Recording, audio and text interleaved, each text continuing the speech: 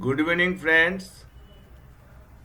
In the figure, I have shown engineering scale plan, part of an engineering scale plan to tell you how to start from the yard to the new line. The red mark is for the new line. It is a single line and it is converting in the double lines, and the doubling portion are shown in blue color. It is not blue, it is cyan, blue, like blue, possibly cyan. Acha. Now I've shown the direction of traffic. First, we prepare the engineering scale plan. Then we take the sanction of the railway. If it is sanctioned, then we will prepare our LOP after designing. We'll prepare the design portion and then we'll reflect in the LOP. Here we have taken two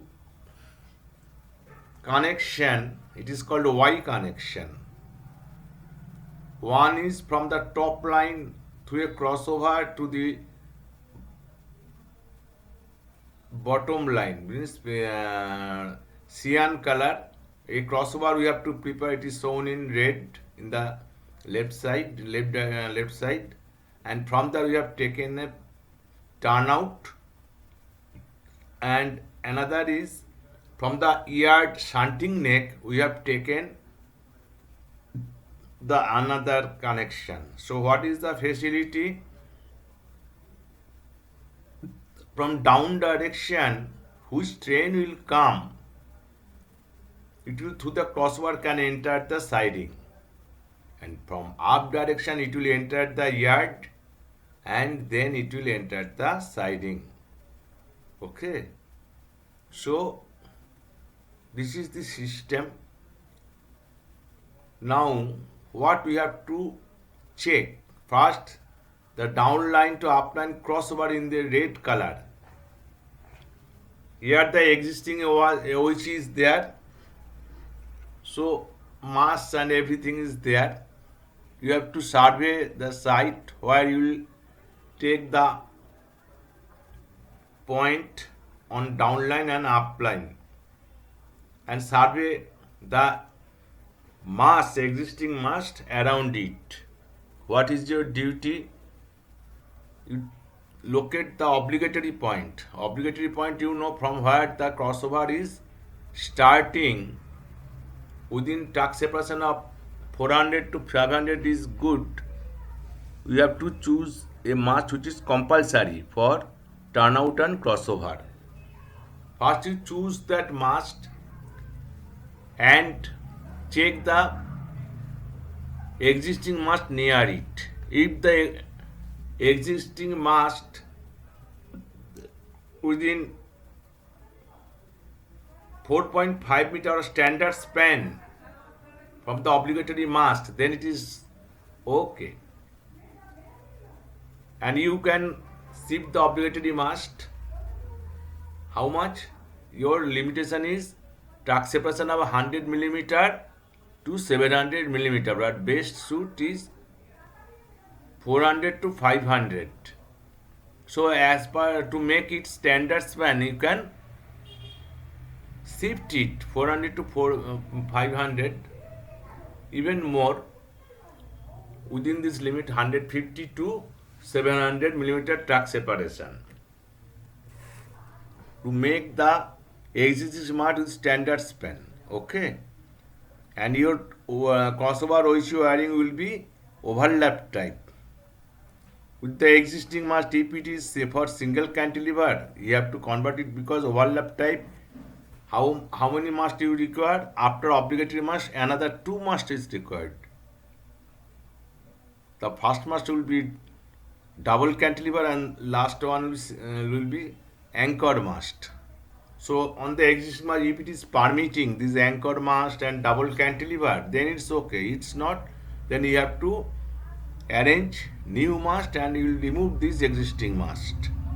Okay, you have to erect the mast first for your forming overlap and dismantle the existing mast if it is not permitting the double cantilever and anchor mast. So after this, up to this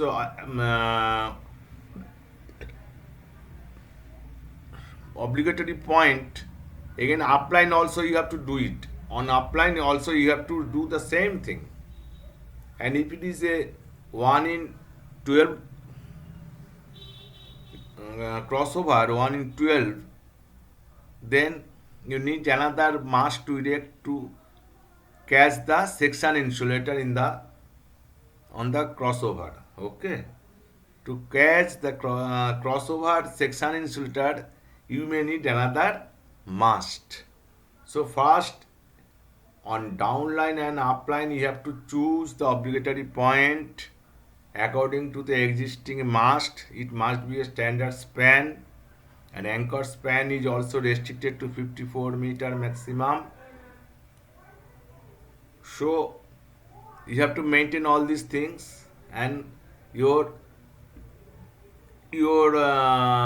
setting will be dark separation of 400 to 500 for obligatory mast. Maximum is 150 millimeter to 700 millimeter, and you have to provide to form this obligatory. You have to provide the double cantilever and anchor mast after it. Then the take-off point. Take-off point you have to take with the turnout. After the crossover, you have to take it turnout oichi. So again, you fix the obligatory. You fix the obligatory and make it overlap. Then you proceed. Then you proceed to the siding. Then you proceed to the siding. Here also, we have formed a shunting net. Shunting net is shown in red color. It is not required here. Shunting net according to the demand they have provided it. So you do this thing here. Okay, survey the. It is the main thing. This takeoff. Survey the site. After site survey, you have to do all these things. It is a single line, and it will be converted into double line by construction organization, and according to the drawing for the upline extension, initially it is a single line. Now it will be converted into double line. So see the construction LOP, and according to that location of mast, you decide your mast. Okay, this is obligatory, and to form this overlap. In the same way, in the up direction, which train will come, it will enter the yard, then it will proceed. So it is not a big thing, simply linking the track, and you for the curvature you have to maintain the span as per the degree of curvature. Your versine you have to check. If you give bigger span, then on the printer it will not be there. So according to the restriction of versine value, you have to provide a mast. Here the degree of curvature, how much they have given? They have not given the degree of curvature here. No. Another thing is, in the ESP they will give the degree of curvature. As per the degree of curvature, you can find out the radius of curvature, and from there you can calculate the versine. V is equal to L square by 8R. From this formula you can find out the span. Okay, your versine restrict 200 to 200 millimeter, or 200 better, 200 250, but better to follow the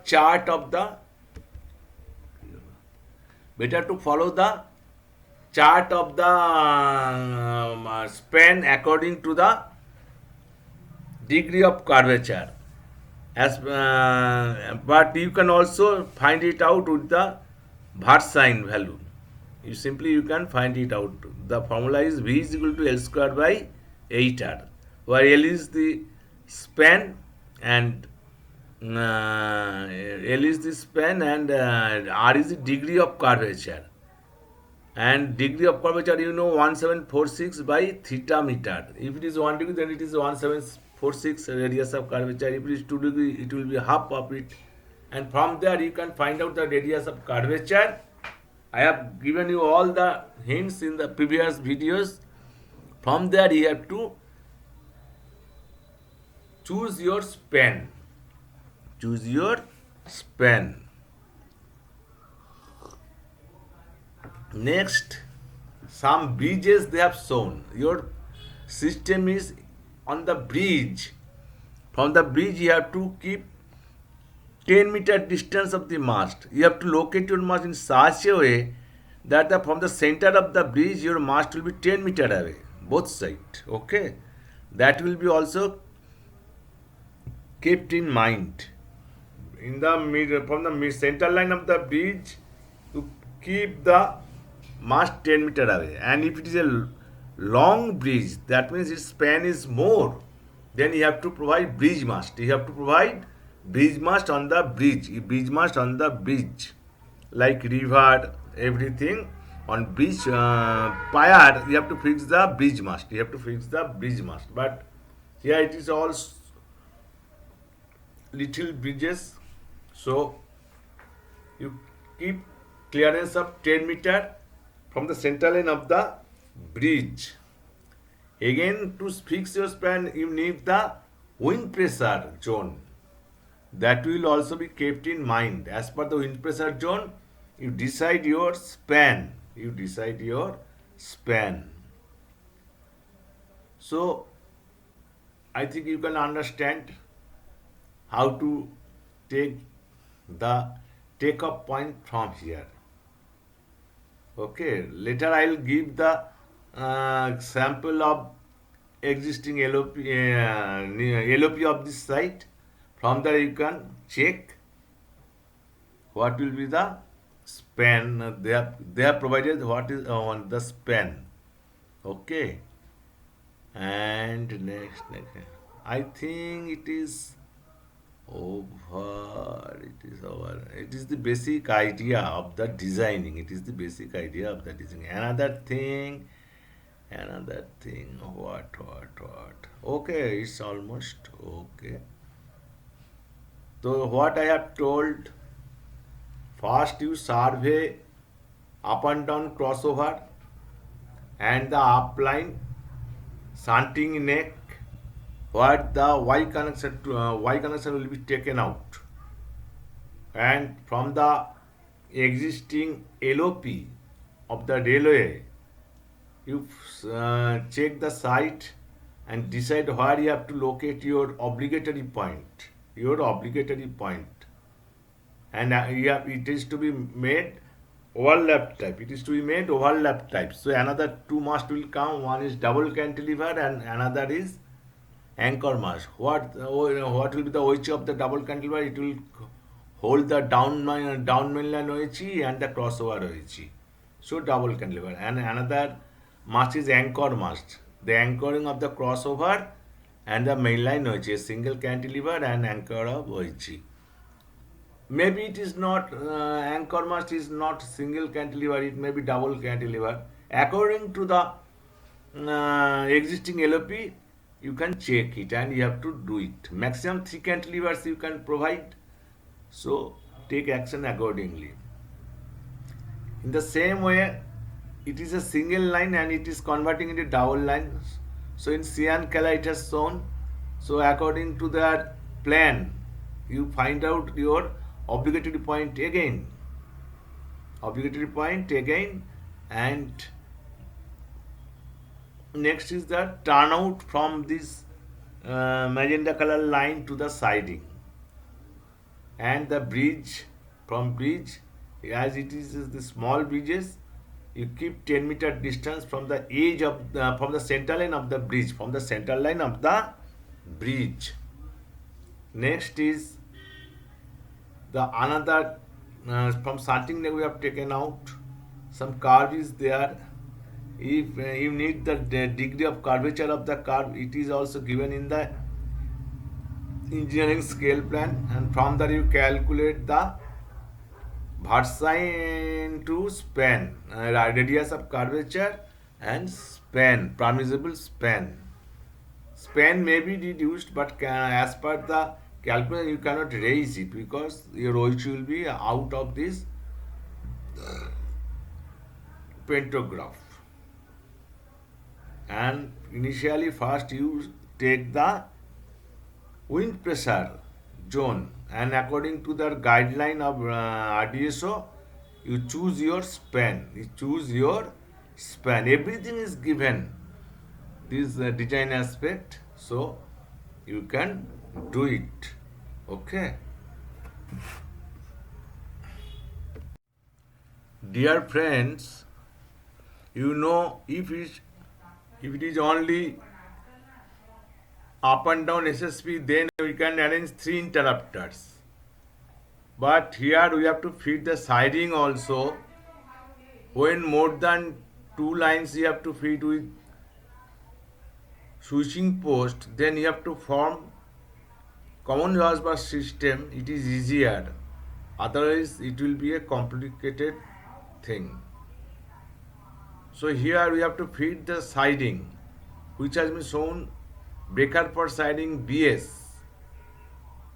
From the output of the common bus bar of the up and down line, we are giving the input to a CB, and the outgoing has given to the common bus bar of 2 breaker for siding. One will be dropped in the station yard where the Y connection has started, and another will be dropped after the exchange yard. So 2 interrupters will feed separately 2 sections. One is from station to exchange yard, and another is from exchange yard to the implant yard. So we have provided these things. So clear conception that whenever any more line we have to feed from through this SSP, more than 2 lines up and down, then we have to form common bus bar SSP. Here the bus bar is common, so without it will be complicated to arrange these SSP interrupters. This is the common bus bar system. Due to conversion of doubling line, initially it was single line, now it has converted to double line, and a new SSP they have formed. And what they have done, after 3 interrupters, they have provided a circuit breaker, then another interrupters. But we have modified the system by a letter to scenario that CB must be in the end so that we can provide 2 interrupters. And they have done it. It has been permitted, sanctioned, and we have shifted the CB in the end. Otherwise, it will be a complicated bus bar system. So it has simplified. The CB has put in the end, and 2 interrupters will be provided in future. Future means when the siding will be completed. But during design, you have to think all these things.